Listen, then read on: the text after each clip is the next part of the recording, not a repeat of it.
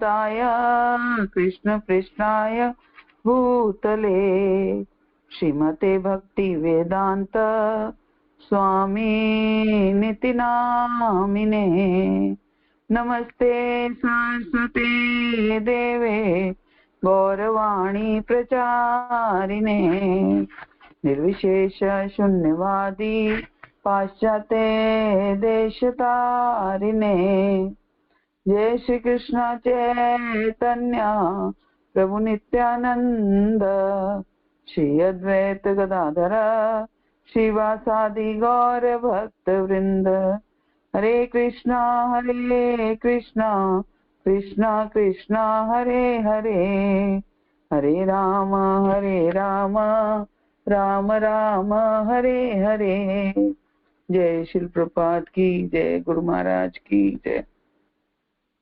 ओम अज्ञानतिमिरान्धस्य ज्ञानाञ्जनशलाकया चक्षुर्मिलितं येन तस्मै श्री गुरुवे नमः। श्री चैतन्य मनोभीष्टं स्थापितं येन भूतले स्वयं रूप कदा मह्यं ददाति स्वपदान्तिकम्। वन्देऽहं श्रीगुरो श्रीयुतपदकमलं श्रीगुरुन् वैष्णवांशं श्रीरूपं साग्रजातं सहगण रघुनाथान्वितं तं सजीवम् साद्वैतं सावधूतं परिजन सहितं कृष्ण चैतन्य देवं श्री राधा कृष्ण पादान सहगण ललिता श्री विशाखान्वितां च। हे कृष्ण करुणा सिंधु दीनबंधो जगतपते गोपेश गोपिका कांत राधा कांत नमस्तुते। तप्त कांचन गौरांगी श्री राधे वृंदावनेश्वरी वृषभानुसुते देवी प्रणमामि हरिप्रिये। वाञ्छा कल्पतरुभ्यश्च कृपा सिन्धुभ्यैव च पतितानां पावनेभ्यो वैष्णवेभ्यो नमो नमः। जय श्री कृष्ण चैतन्य प्रभु नित्यानंद श्री अद्वैत गदाधर श्रीवासादि गौर भक्त वृंद। हरे कृष्णा कृष्णा कृष्णा हरे हरे, हरे राम राम राम हरे हरे। ओम नमो भगवते वासुदेवाय, ओम नमो भगवते वासुदेवाय, ओम नमो भगवते वासुदेवाय। नारायणं नमस्कृत्य नरं चैव नरोत्तमं देवीं सरस्वतीं व्यासा ततो जयमुदीरये। नष्प्रायेषु अभद्रेषु नित्यं भागवत सेवया भगवती उत्तम श्लोके भक्तिर्भवति नैष्ठिकी। ग्रंथ श्रीमद् भागवतम की जय। ग्रंथ श्रीमद् भागवतम स्कंद 3 अध्याय 14 आज हम शुरू करेंगे। तो 14वें अध्याय के 1, 2, 3 पहले 3 श्लोक आज हम करेंगे। संध्या समय दिति का गर्भधारण अध्याय का नाम है। पहले श्लोक गा लेते हैं। श्री शुकवाच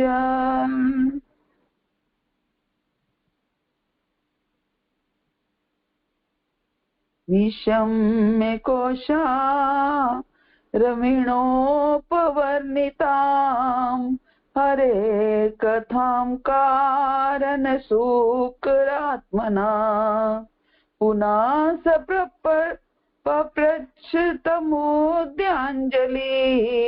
नरचाति तृप्तो विदुरो धृताव्रता। श्रीशुकवाच निशम्य कोशार विणोपवर्णितां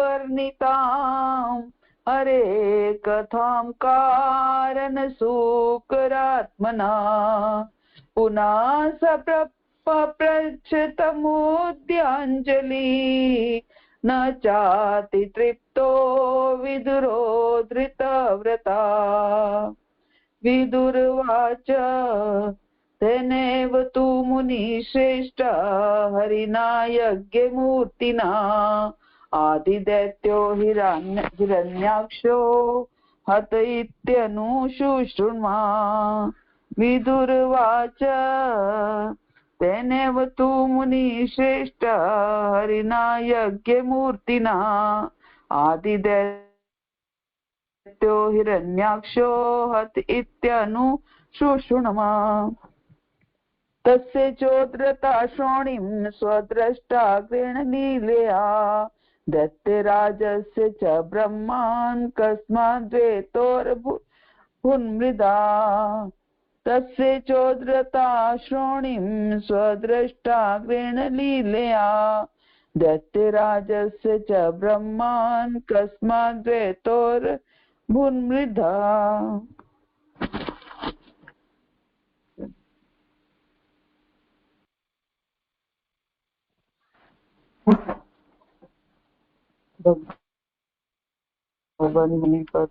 सुखदेव गोस्वामी ने कहा, निशम्य सुनकर कोशारवीना मैत्रेय मुनि द्वारा वर्णित हरे भगवान की कथा कारण पृथ्वी उठाने के कारण सुकर अवतार पुनः फिर उसने पप्रच्छ पूछा तम मैत्रेय से उद्यतांजलि हाथ जोड़े हुए न कभी नहीं च भी अति तृप्ता अत्यधिक तुष्ट विदुर धृतव्रता व्रत लिए हुए। भावार्थ श्री प्रभुपाद द्वारा। श्री प्रभुपाद की जय। गुरु महाराज की जय। सुखदेव गोस्वामी ने कहा, महर्षि मैत्रेय से वराह रूप में भगवान के अवतार के विषय में सुनकर दृढ़ संकल्प विदुर ने हाथ जोड़कर उनसे भगवान के अगले दिव्य कार्यों के विषय में सुनाने की प्रार्थना की, क्योंकि वे अब भी तुष्ट अनुभव नहीं कर रहे थे। विदुरवाच, श्री विदुर ने कहा, तेन उसके द्वारा एव निश्चय ही तू लेकिन मुनि श्रेष्ठ, हे मुनियों में श्रेष्ठ, हरिना भगवान द्वारा यज्ञ मूर्तिना यज्ञ का स्वरूप आदि मूल दैत्य असुर हिरण्याक्ष नामक हता मारा गया इति इस प्रकार अनुशुश्रमा उसी क्रम में सुना है। श्री विदुर ने कहा, हे मुनि श्रेष्ठ, मैंने शिष्य परंपरा से ये सुना है कि आदि असुर हिरण्याक्ष उन्हीं यज्ञ रूप भगवान वराह द्वारा मारा गया।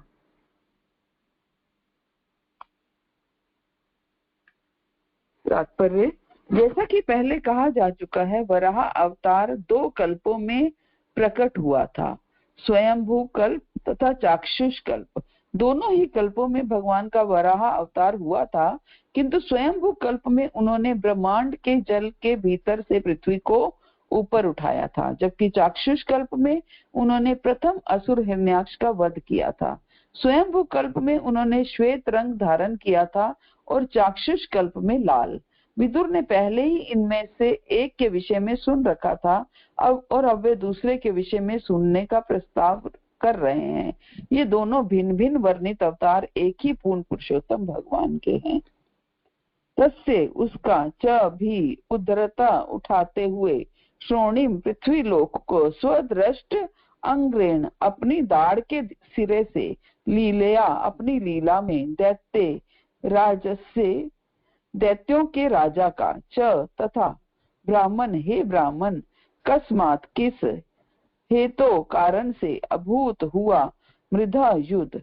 हे ब्राह्मण, अब भगवान अपनी लीला के रूप में पृथ्वी ऊपर उठा रहे हैं, तब उस असुर राज तथा भगवान वराह के बीच युद्ध का क्या कारण था। नमो विष्णुपादाय कृष्ण पृष्ठाय भूतले श्रीमते कृतदास अधिकारी नाम। गुरु महाराज की जय। श्री प्रभात की जय। आप सब भक्तों की जय।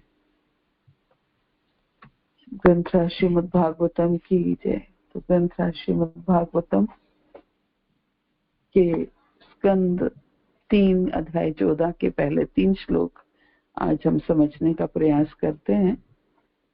तो सबसे पहले मेरी समस्त गुरु परंपरा से, श्री प्रपात से, गुरु महाराज से और आप सब भक्तों से प्रार्थना है कि मुझे आशीर्वाद दें ताकि मैं इन श्लोकों की कुछ सेवा कर पाऊं। तो आज हम नया अध्याय शुरू करने जा रहे हैं, संध्या समय द्वितीय का गर्भधारण। तो पिछले अध्याय में हमने भगवान वराह के प्राकट्य के विषय में पढ़ा और अब हमारे आज के पहले श्लोक में विदुर जी मैत्रेय मुनि से हाथ जोड़कर भगवान के अगले दिव्य कार्यों के विषय में सुनाने की प्रार्थना कर रहे हैं। पहले श्लोक में हमने क्या कह रहे हैं? सुखदेव गोस्वामी ने कहा, महर्षि मैत्रेय ने वराह रूप में भगवान के अवतार के विषय में सुनकर, महर्षि मैत्रेय से वराह रूप में भगवान के अवतार के विषय में सुनकर दृढ़ संकल्प विदुर के ने हाथ जोड़कर उनसे भगवान के अगले दिव्य कार्यों के विषय में सुनाने की प्रार्थना की। क्यों? क्योंकि वे अब भी तुष्ट अनुभव नहीं कर रहे थे। विदुर जी ने मैत्रेय मुनि से सारी जब वराह भगवान की कथा सुन ली, उनके प्राकट्य की कथा सुन ली, तो भी उनको संतुष्टि नहीं हुई और अब क्या कह रहे हैं? आगे की कार्यों के विषय में सुनाने की प्रार्थना कर रहे हैं। क्योंकि विदुर जी अभी भी वराह के बारे में इतना सुनने के बाद भी अभी भी तुष्ट नहीं हुए हैं, संतुष्टि नहीं हुए हैं, और सुनना चाहते हैं और सुनना चाहते हैं। यही है एक शुद्ध भक्त की पहचान कि वो सदा भगवान के बारे में ही सुनना चाहता है। भगवान के बारे में सुनने के अलावा उसे कुछ अच्छा ही नहीं लगता, वो बस और यही इच्छा।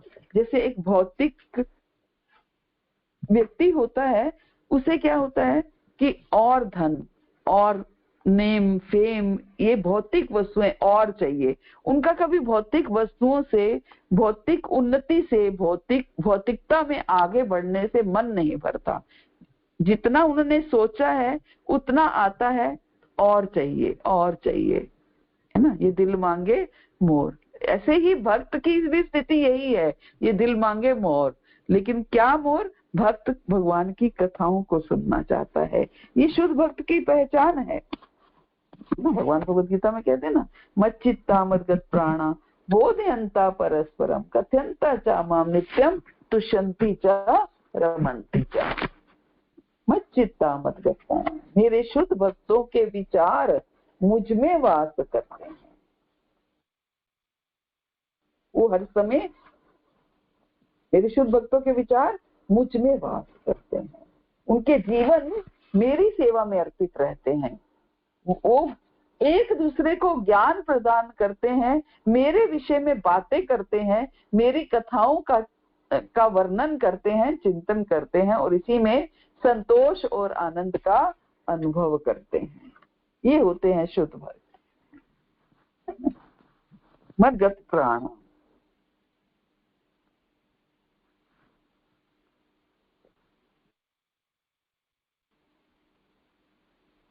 मद्गत प्राणा होने के लिए भक्त को सबसे पहले ये उद्देश्य बनाते हैं भक्त कि हमें तो भगवत प्राप्ति ही करनी है। संसारी चीजें प्राप्त हो या ना हो, हम स्वस्थ रहें या बीमार रहें, हमारा आदर हो या निरादर हो, हमें सुख मिले या दुख मिले, इनसे कोई मतलब नहीं है।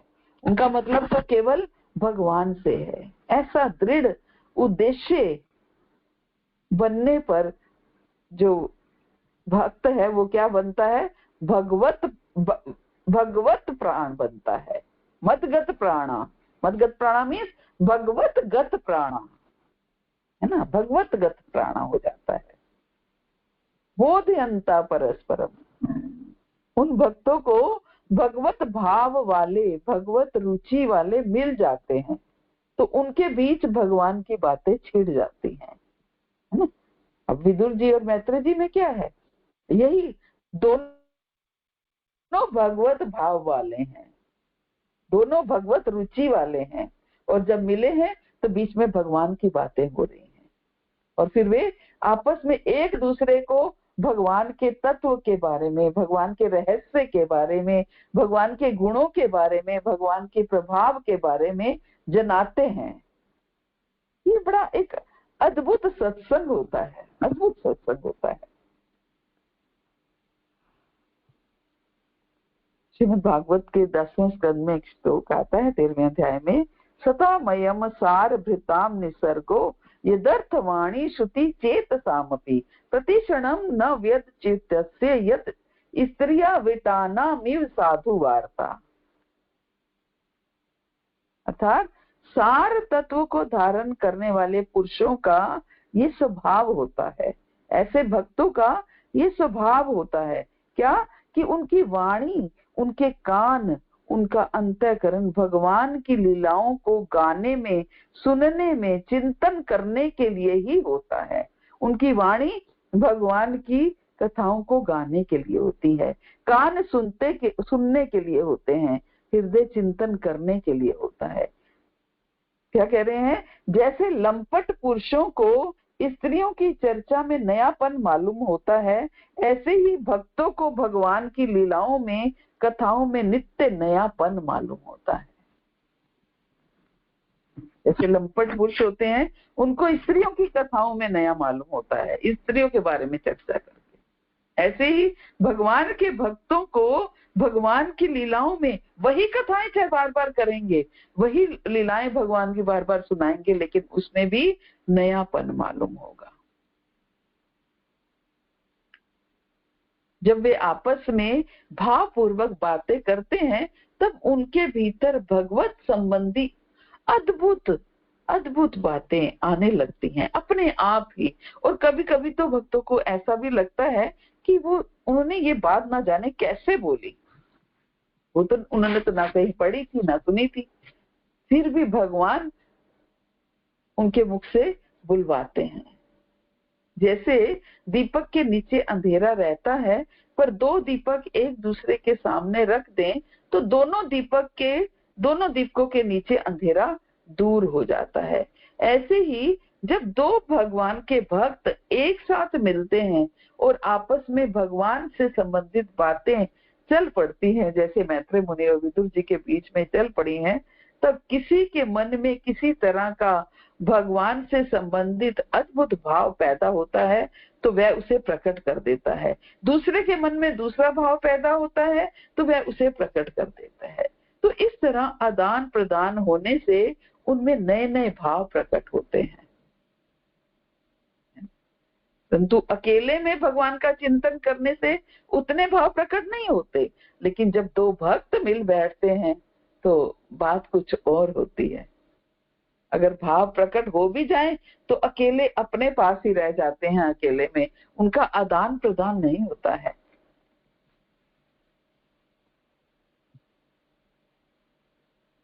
उनको भगवान की कथा लीला सुनने वाला कोई भगवान का भक्त मिल जाता है तो वे भगवान की कथा लीला कहना शुरू कर देते हैं। जैसे 4 कुमार सनकादि जो थे, सनक, सनंदन, सनातन, सनत कुमार, है ना, ये चारों भगवान की कथा कहते थे और सुनते थे। उनमें कोई एक वक्ता बन जाता है और 3 श्रोता बन जाते हैं। ऐसे ही भगवान के प्रेमी भक्तों को कोई सुनने वाला मिल जाता है तो वे उसको भगवान की कथा, भगवान के गुण, भगवान के रहस्य सुनाते हैं। कोई सुनाने वाला मिल जाता है तो वो स्वयं सुनने लग जाते हैं, परंतु उनमें सुनाते समय ना तो वक्ता बनने का अभिमान होता है और ना सुनते समय श्रोता बनने की लज्जा होती है कि मैं श्रोता क्यों बनी, मैं तो इतना बड़ा वक्ता हो गया, है ना। तो इस तरह भगवान की कथा, भगवान की लीला, भगवान का गुण, भगवान के रहस्य, इनको आपस में एक दूसरे को जनाते हुए, उनका ही कथन करते हुए, उनका चिंतन करते हुए भक्त नित्य निरंतर संतुष्ट रहते हैं। तो कहने का अर्थ है कि उनकी संतुष्टि का कारण भगवान के सिवाय दूसरा कोई होता ही नहीं है, केवल भगवान ही होते हैं। विदुर जी क्या कह रहे हैं कि अभी मुझे संतुष्टि नहीं हुई, आपने जो कथा सुनाई उससे मुझे संतुष्टि नहीं हुई, और सुनाइए, और सुनाइए। जो वराह भगवान की आपने कथा सुनाई उससे इतनी तुष्टि नहीं हुई, और सुनाइए। कभी भक्त भगवान का भक्त हो जाता है, तो कभी भगवान अपने भक्त के भक्त हो जाते हैं, है ना। भक्त भगवान में रमण प्रेम करते हैं, और इस प्रेम में उनमें भगवान में भेद नहीं रहता। कभी भक्त भगवान का भेद भक्त हो जाता है, तो कभी भगवान अपने भक्त के बन जाते हैं।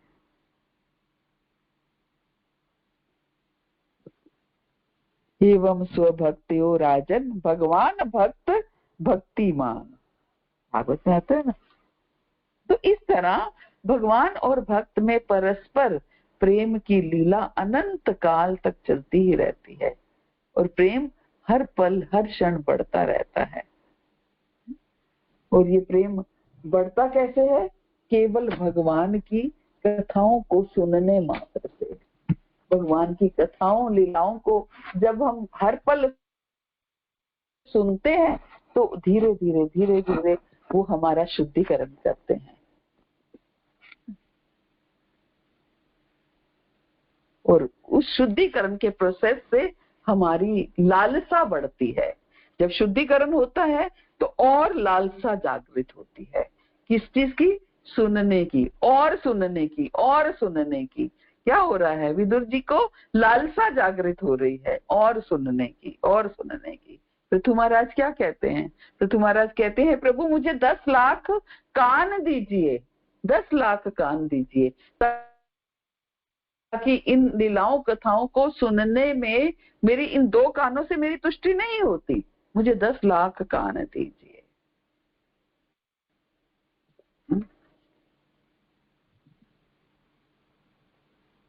गोपियां भी कहती है ना, तव कथामृतम तप्त जीवनम कविभिरीणितं कर्मशापहम् श्रवणमङ्गलम् श्रीमदाततम् भुवि गृह्णन्ति ते भूरिदा जना। तव कथामृतम, आपका कथामृत, तप्त जीवनम, संताप पाने वाले के जीवों का जीवन है। कवि भी ऋणितम, कवि भी उसका बखान करते हैं। कल्मषापहम, पापों को वो कथा का अमृत जो है, कथामृत जो है, वो दूर करता है। श्रवण मंगलम, सुनने से वह कल्याण करता है, सुनने से कल्याण करता है। श्रीमदाततम, ये कथामृत श्री से युक्त है।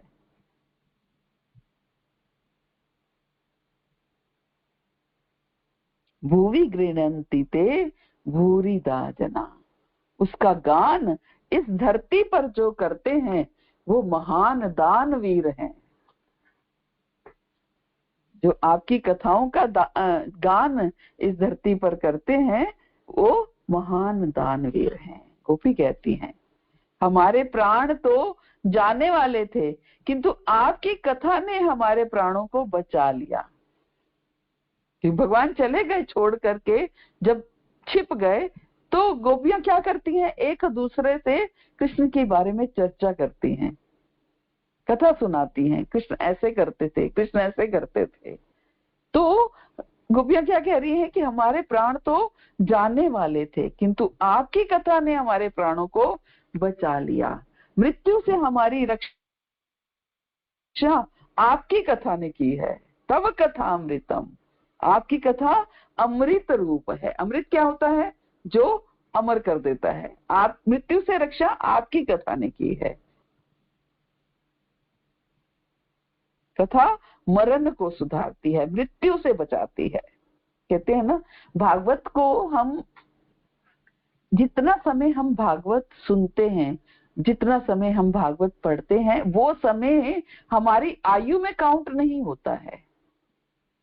भागवत महिमामृत में पढ़ा जाए, सुना जाए, तो उसमें यही कहा जाता है कि जितना समय हम भागवत पढ़ते हैं, भागवत सुनते हैं, उतना समय हमारी आयु में काउंट नहीं होता है। आयु में काउंट नहीं होता है का अर्थ क्या है कि जब हम जीव इस भौतिक जगत में आता है तो उसकी आयु पहले से निश्चित होती है कि वो इतने साल जिएगा, 70 साल, 80 साल, 20 साल, 50 साल, जो भी आयु निश्चित है वो उसकी उसमें नहीं। लेकिन जितना समय वो भागवत पढ़ता है, सुनता है, भगवान की कथाओं को सुनता है, भगवान भागवत को सुनता है, वो समय उसकी आयु में से लेस नहीं होता है। हम जितना समय बिता देते हैं आयु में से लेस हो जाता है, लेकिन जिस समय पे हम भागवत पढ़ रहे हैं, सुनते हैं, उस समय पे वो हमारी आयु में से लेस नहीं होता है। इसका मतलब क्या है, जो लोग भागवत नियमित रूप से सुनते हैं उसकी आयु बढ़ती चली जाती है। तो गोपियां यही कह रही हैं कि आपकी कथा अमृत रूप है, नामृत यस्मात् इति अमृतम। कथा मरण को सुधारती है, मृत्यु से बचाती है। कथामृत का पान करने वाला मरता नहीं है, वो अमर हो जाता है। अमर हो जाते का अर्थ ये नहीं है कि वो मरता नहीं है, मीन्स उसकी आयु जो है वो उतनी दीर्घ आयु होती है। उसकी जितना समय वो भागवत पढ़ता है, सुनता है, वो उसकी आयु में समय और ऐड हो जाता है।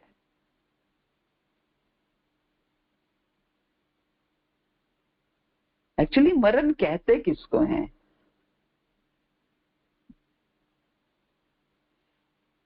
मरण किसे कहते हैं? मनुष्य को अपना कर्तव्य का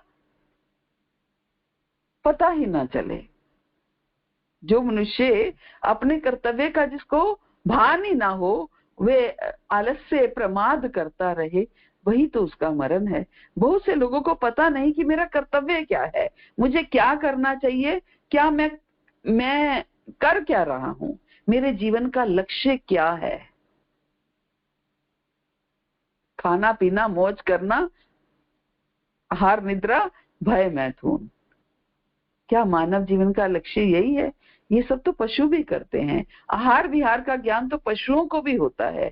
मानव का एक विशिष्ट लक्ष्य है भगवान को प्रसन्न करना, भगवान का प्रेम प्राप्त करना, भगवत प्राप्ति करना, कृष्ण प्रेम प्राप्त करना ना। गोपियां क्या कह रही हैं? तव कथामृतम तप्त जीवनम। आपकी कथा दुख से तप्त लोगों को जीवन देती हैं, ठंडक देती हैं, उनके मन को शांत करती हैं। कथामृत कोई साधारण चीज नहीं है। चाहे जितना दुख जीव को हो और संसार ताप से उसका हृदय तप्त हो गया हो, फिर भी वह उस कथा को सुनने बैठ जाए, जिसे वक्ता प्रेम से कह रहा हो, तो कथा सुनते ही वह अपने दुखों को भूल जाएगा।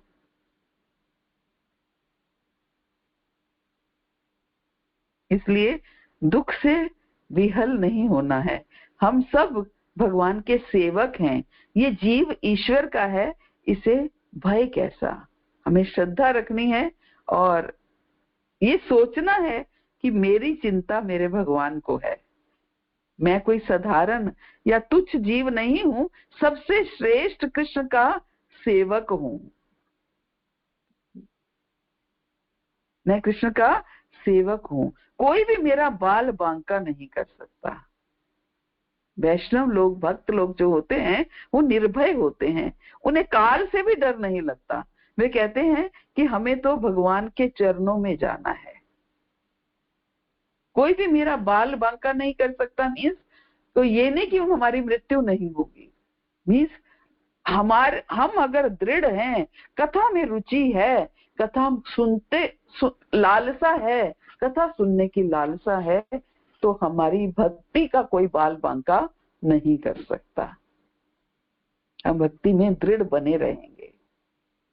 हमें तो भगवान के चरणों में जाना है। जीवेर स्वरूप होए कृष्ण नित्य दास।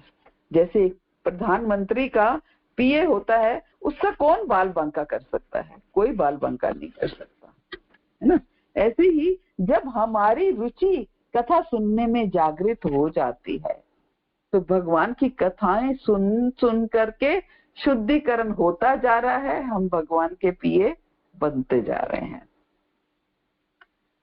मनुष्य जब तक कथा नहीं सुनता तभी तक उसे भय है, तभी तक उसे शोक है, तभी तक उसको मोह है ना, तभी तक उसको संसार के दुख भटकाते हैं। भविष्य में क्या होगा, भविष्य के बारे में ऐसा विचार करते ही जीव को भय लगता है। भूतकाल का जो बीत चुका है उसके बारे में सोच के दुख होता है, वर्तमान के बारे में सोच करके मोह होता है, और भविष्य के बारे में सोच करके भय लगता है। बहुत से लोग ऐसी आशा करते हैं कि आज मेरी जैसी स्थिति है ऐसी ही बनी रहे तो बहुत अच्छा हो। अरे स्थिति तो बदलने वाली है, एक सी स्थिति तो किसी की भी कायम नहीं रहती और ना वह एक सी रहेगी। काल किसी को भी एक सी स्थिति में रखता ही नहीं है। काल कर्म का चक्र जो है वो एक सी स्थिति में नहीं रखता हमें। वर्तमान से मोह होता है, भूतकाल से दुख होता है, शोक होता है, और भविष्य से डर लगता है। किंतु जो लोग कथा सुनते हैं उन्हें स्वरूप का भान होता है। जो लोग कथा सुनते हैं वो अपने स्वरूप को जानते हैं कि वो भगवान के दास हैं, और वे मानते हैं कि हम भगवान के दास हैं। भगवान की सेवा, उनका स्मरण भी हमने करना है। हम इस भौतिक जगत में क्यों आए हैं? भगवान की सेवा स्मरण करने के लिए। हमारी सारी चिंता हमारे भगवान को है। कथा सुनने से मन शांत होता है ना, कथा सुनने से मन शांत होता है। बहुत से तभी तो आप भक्त लोग देखिए सुबह सुबह उठ करके कथा सुनने बैठ जाते हैं, अच्छा लगता है।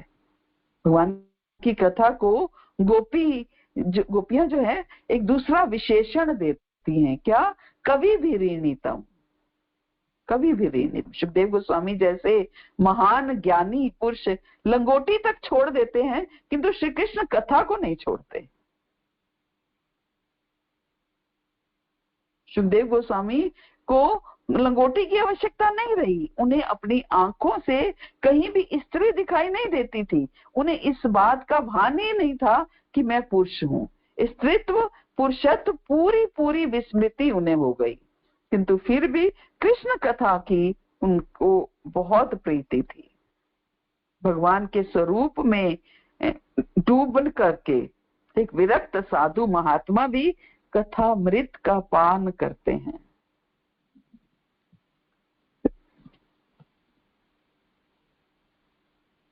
कवि भी ऋणीतम। सुखदेव गोस्वामी जैसे महापुरुष की कथा स्वर्ग के अमृत से भी श्रेष्ठ है। स्वर्ग का अमृत भी इस अमृत के आगे तुच्छ है। बहुत से यज्ञ करने पर, दान पुण्य करने पर जीव स्वर्ग में जाता है और तभी उसे स्वर्ग में अमृत मिलता है, सुख प्राप्त होता है। किंतु स्वर्ग का अमृत पीने से पुण्यों का नाश होता है ना। जैसे हमारा स्वर्ग में जितना जितना समय बीतता है पुण्य क्षीण होते हैं और वापिस हम आते हैं। स्वर्ग का अमृत पीने से विकार वासना बढ़ती है, जबकि कथामृत का पान करने से उसका विनाश होता है। कथामृत का जब पान करते हैं तो विकार वासना का विनाश होता है। भगवान की कथा भगवान का ही स्वरूप है। भगवान में जो शक्ति है वो सारी शक्ति श्री कृष्ण कथा में भी है। जो शक्ति कृष्ण में है वो शक्ति कृष्ण कथा में भी है। ऐश्वर्य, वीर्य, श्री, यश, ज्ञान, वैराग्य, ये 6 गुण जिसमें होते हैं वही भगवान कहते हैं। और उसी प्रकार से ये 6 गुण श्री कृष्ण में परिपूर्ण रूप में है और उसी प्रकार ये गुण श्री कृष्ण कथा में भी परिपूर्ण रूप में है। गोपियां कहती हैं कि फिर आपकी कथा क्या है, कल्मषापहम, कल्मषापहम भी है, पापों को जलाने वाली है। कथा श्रवण करने वालों के पाप जलते हैं और कथा उन्हें नए पापों से भी बचाती है।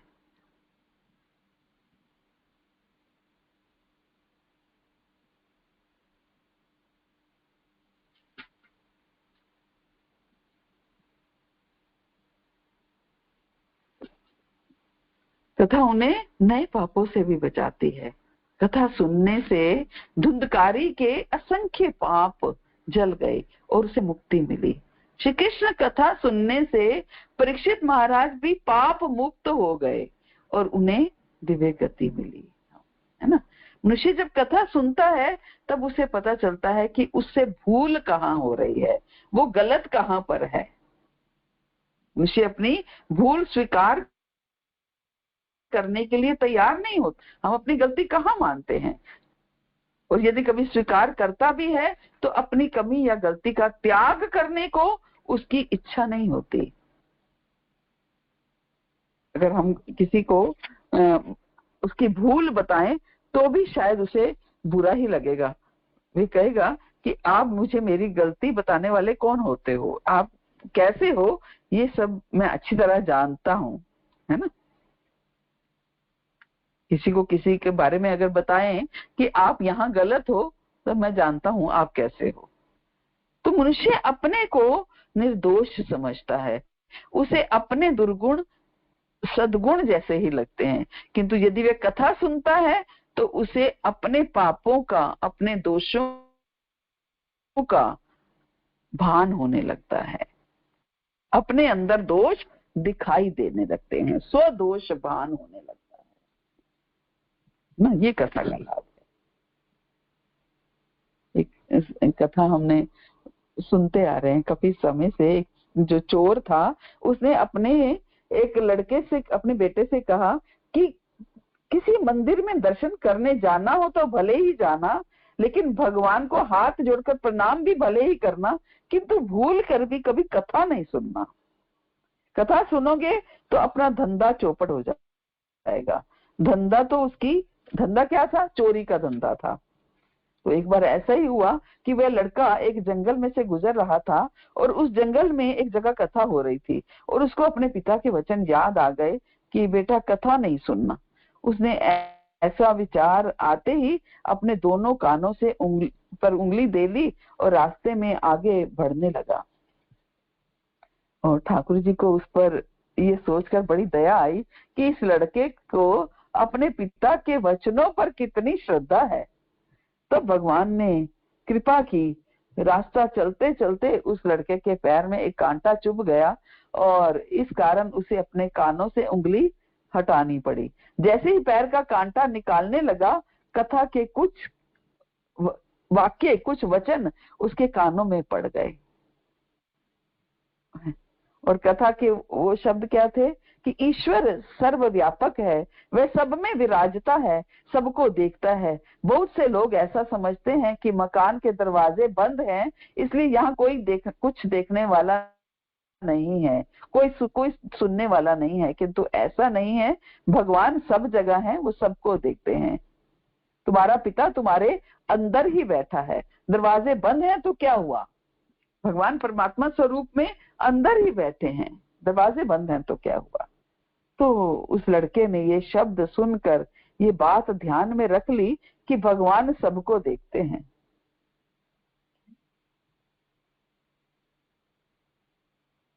बाद में बाप और बेटा दोनों एक खेत में चोरी करने गए। वहां आम का एक बड़ा पेड़ था। पिता ने लड़के से कहा कि मैं पेड़ पर चढ़कर आम ले आता हूँ, तू नीचे खड़ा होकर नजर ना कि कोई आ तो नहीं रहा है, कोई हमें देख तो नहीं रहा है। तब पिता जैसे ही पेड़ पर चढ़कर आम तोड़ने लगा तो लड़का एकदम बोला कि पिताजी वह देख रहा है। पिता उसके शब्द सुनते ही घबरा कर पेड़ से नीचे उतर पड़ा और जो लड़का था उससे पूछने लगा कौन देख रहा है, यहाँ तो कोई दिखाई नहीं दे रहा है। तब लड़के ने कहा मैंने कथा में सुना है कि ईश्वर सबको देखता है। इस तरह कथा पापों से बचाती है। गोपी कहती है कि आपकी कथा श्रवण मंगलम है, आपकी कथा श्रवण मंगलम है, आपकी कथा सुनने में मंगल होता है।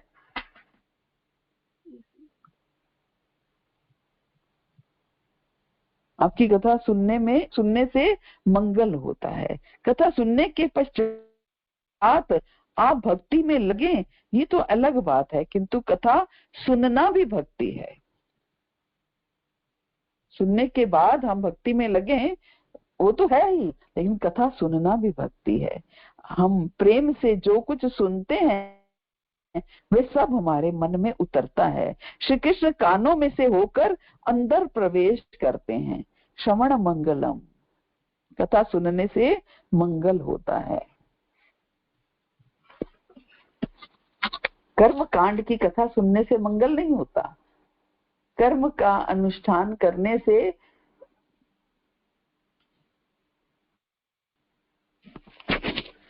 जब हम कर्म का अनुष्ठान करते हैं तभी मंगल होता है। कोई व्यक्ति यदि लंबी चौड़ी बातें करे और कहे मुझे तो एक कोई यज्ञ करना है, तो 12 कुंड बनाने हैं या 108 ब्राह्मणों को संकल्प दिलवाना है, खीर का हवन करवाना है, तो इस तरीके से वो कहे, केवल कहने मात्र से, ऐसी बातों को कहने सुनने से मंगल नहीं होगा।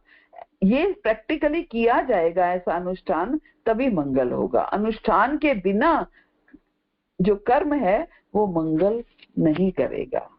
लेकिन कथा जो है केवल सुनने मात्र से ही कल्याण करती है।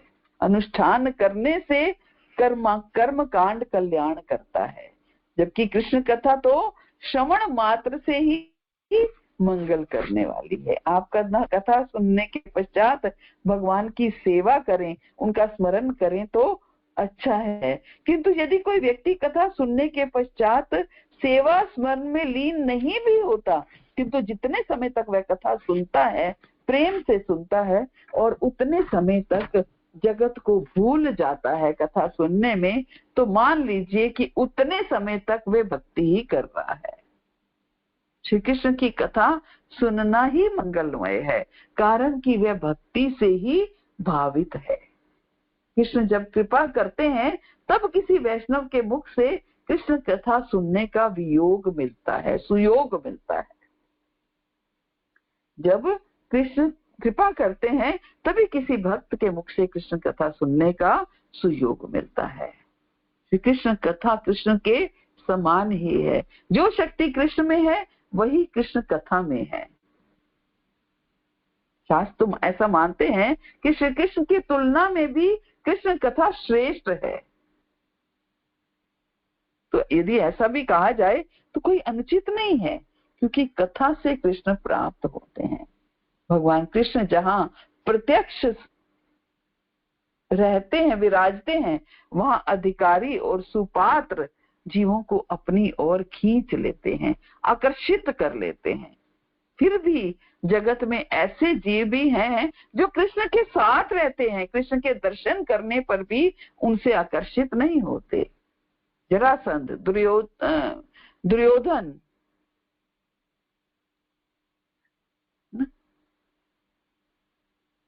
शिशुपाल, दुर्योधन को द्वारकाधीश के दर्शन हुए, भगवान ने प्रेम से उसे सुंदर उपदेश दिया, किंतु दुर्योधन अधम जीव। क्या दुर्योधन के सिर पर 2-4 सींग थे? दुर्योधन था तो हम लोगों जैसा ही, पराये धन पर जो कब्जा जमा ले वह दुर्योधन ही है। आजकल बहुत से लोगों की ये इच्छा रहती है कि वे बगैर मेहनत किए आगे उनको धन प्राप्त हो जाए। उस समय तो एक ही दुर्योधन था जिसने तूफान मचा रखा था, परंतु अब तो अनेक दुर्योधन उत्पन्न होने लगे हैं, इसलिए तो जगत में शांति नहीं है। दुर्योधन पर भगवान के उपदेशों का कोई असर नहीं हुआ। उसने भगवान के सामने उत्तर देने की हिम्मत की। दुर्योधन श्री कृष्ण के दर्शन करने के पश्चात सुधरता तो बहुत अच्छा होता, किंतु क्या वह कृष्ण के दर्शन करने के पश्चात सुधरा? नहीं सुधरा। शिशुपाल, दंत वक्र, ये सब कृष्ण से लड़ने को तैयार हो गए। बाहरी रूप से देखने पर ऐसा लगता है कि कृष्ण के दर्शन करने के पश्चात भी कितने ही जीवों का जीवन सुधरता नहीं है, उनका स्वभाव भी नहीं सुधरता। भगवान के दर्शन करने के बाद भी वे लोग पापों का त्याग नहीं कर पाते। बहुत से लोग नित्य प्रति मंदिर में भगवान के दर्शन करने जाते हैं और मंदिर से बाहर आकर पाप भी करते हैं। भगवान का दर्शन करने के पश्चात भी उनका स्वभाव नहीं सुधरता। दुर्योधन भगवान के दर्शन करने के पश्चात भी नहीं सुधरा, ये बात सच है। किंतु कोई भी जीव शुद्ध भक्त के मुख से कृष्ण कथा अगर सुन ले तो वह जरूर ही सुधरेगा, वो जरूर ही सुधरेगा। अगर शुद्ध भक्त के मुख से कथा सुन ले तो वो जरूर सुधरेगा। भगवत प्रेम का उदय उसके अंतर में होगा। श्री कृष्ण की तुलना में भी कृष्ण कथा में अनोखी दिव्य शक्ति है।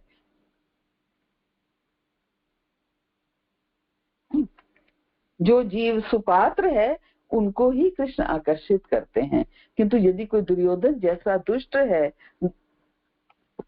तो उसको भगवान भी आकर्षित नहीं कर सकते।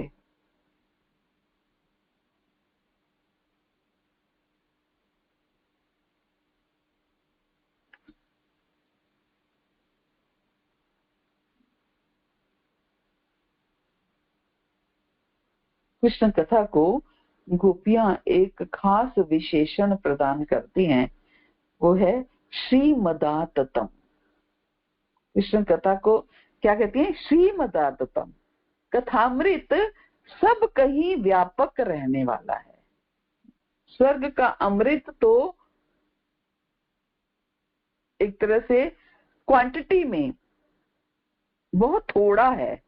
जो वस्तु थोड़ी होती है उसे संभाल कर रखना होता है। स्वर्ग में देवता अमृत को घड़े में बहुत संभाल कर रखते हैं और बहुत समय तक सुरक्षित रखने का प्रयास करते हैं। वे जल्दी ही अमृत किसी को देते भी नहीं है।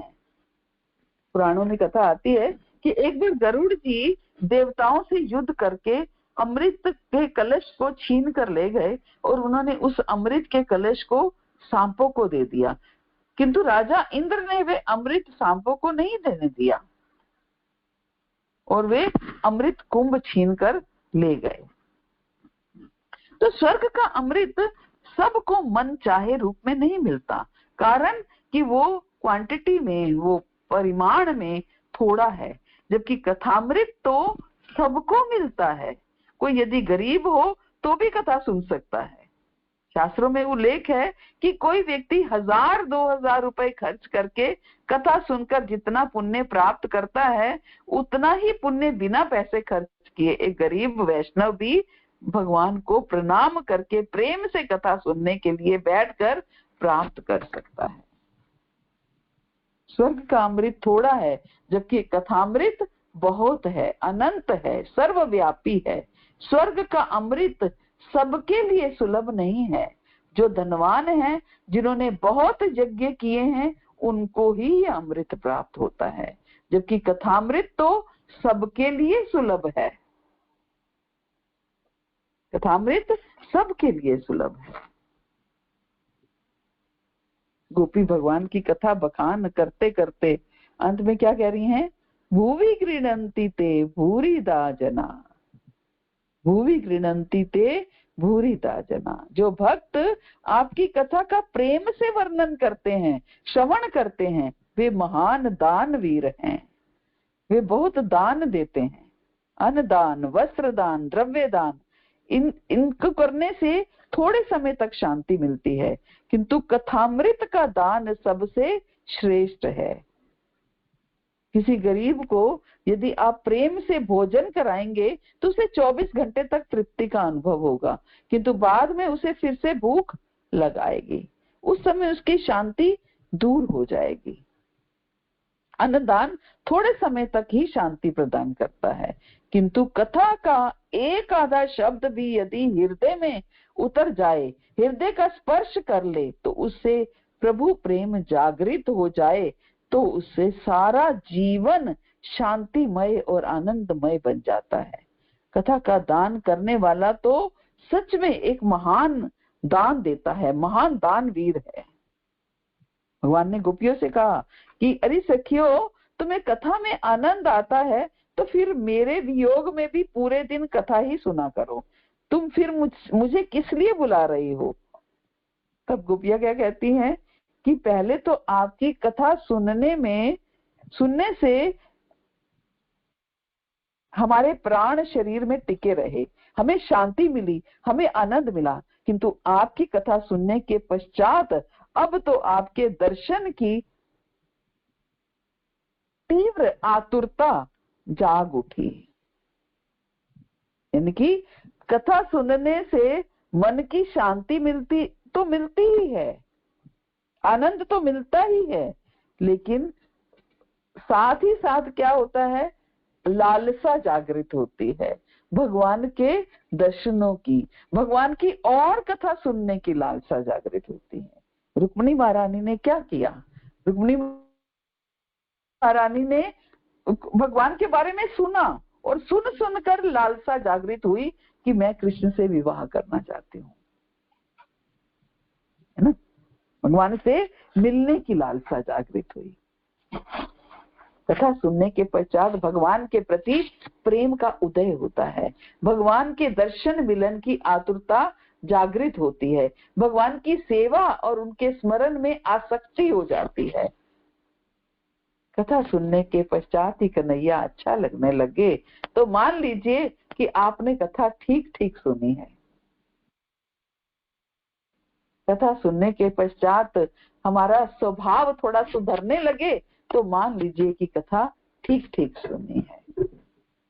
कथा सुनने के बाद हमें पाप छोड़ने की इच्छा का उदय होने लगे तो सोचिए कथा ठीक अच्छे से सुनी है। कथा सुनने के बाद अपने पापों का पश्चाताप का भाव हृदय में आने लगे तो सोचिए कथा अच्छे से सुनी है। कथा सुनने के बाद भगवान के प्रति प्रेम जागृत हो जाए तो सोचिए कथा ठीक से सुनी है। कथा सुनने के पश्चात संसार के विषयों से विरक्ति हो जाए, अरुचि हो जाए, स्वभाव थोड़ा भी सुधरने लगे, किए हुए पापों के प्रति पश्चाताप होने लगे तो सोचिए कथा ठीक से सुनी है। लेकिन अगर कथा सुनने के पश्चात भगवान के प्रति प्रेम ना जागे, संसार के विषयों से अरुचि ना हो, स्वभाव थोड़ा भी ना सुधरे, किए हुए पापों के प्रति पश्चाताप ना हो, पाप छोड़ने की भी इच्छा ना हो तो मान लीजिए कि कथा सुनी ही नहीं है।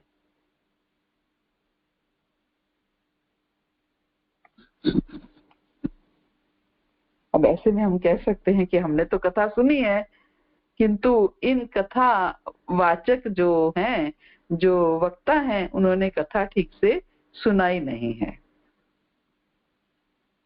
ना। कथा वाचक वक्ता जो है ठीक कथा कह रहे हों और आप भी हम भी श्रद्धा भक्ति से कथा सुन रहे हों तो कथा सुनने के पश्चात भगवान के प्रति थोड़ा बहुत प्रेम हमें अवश्य जागेगा और संसार के विषयों के प्रति अरुचि भी होगी। गोपियां इस प्रकार भगवान की कथा की स्तुति करती हैं।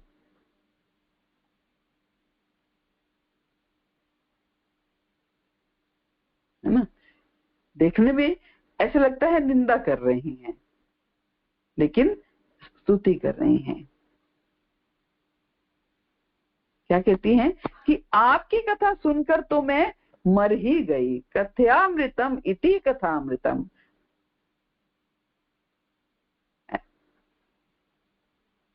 गोपी कहती हैं कि आपकी कथा सुनने से तो मेरा मरण हो गया, मेरा संसार छूट गया। मरण हो गया मीन्स संसार के लिए अब संसार के साथ मेरा संबंध विच्छेद हो गया, मेरा संसार छूट गया, अब संसार में मन लगता ही नहीं, संसार का सुख बिल्कुल अच्छा लगता नहीं, और इतने पर भी आप हमारा त्याग कर रहे हो, है ना।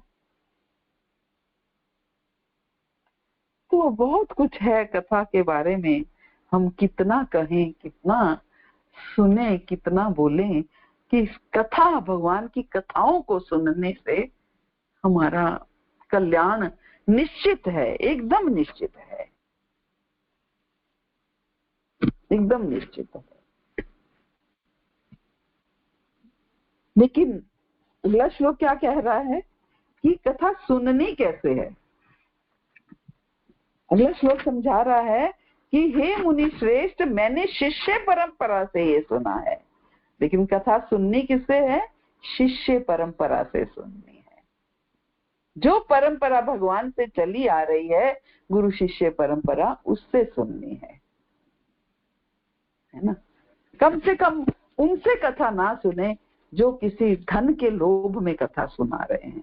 कथा केवल उनसे सुने जो रस में अपनी भी भक्ति बढ़ाने के लिए अपने आप को, अपना शुद्धिकरण भी कर रहे हैं और हमारा शुद्धिकरण भी कर रहे हैं। जो खुद रस में डूबे हैं तभी तो हमें रस में डुबाएंगे। जो खुद धन के रस में डूबे हैं वो हमें कहाँ रस में डुबाएंगे। कथा तो रसमयी, रस देने वाली है।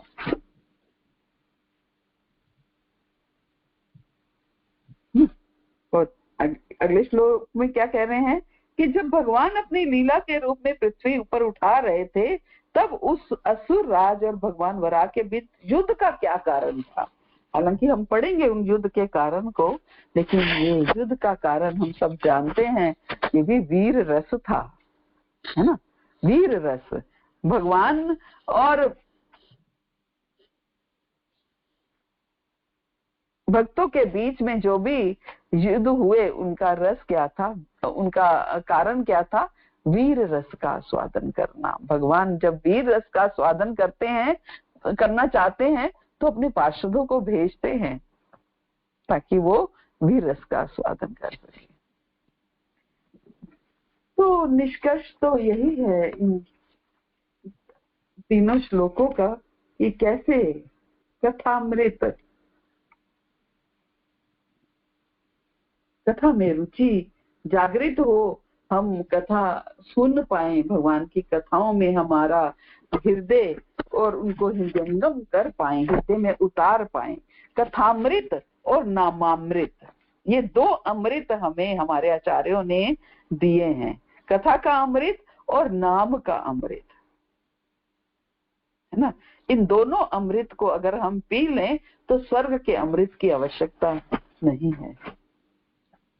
हरे कृष्णा। शिल प्रपात की जय, गुरु महाराज की जय, आप सब भक्तों की जय।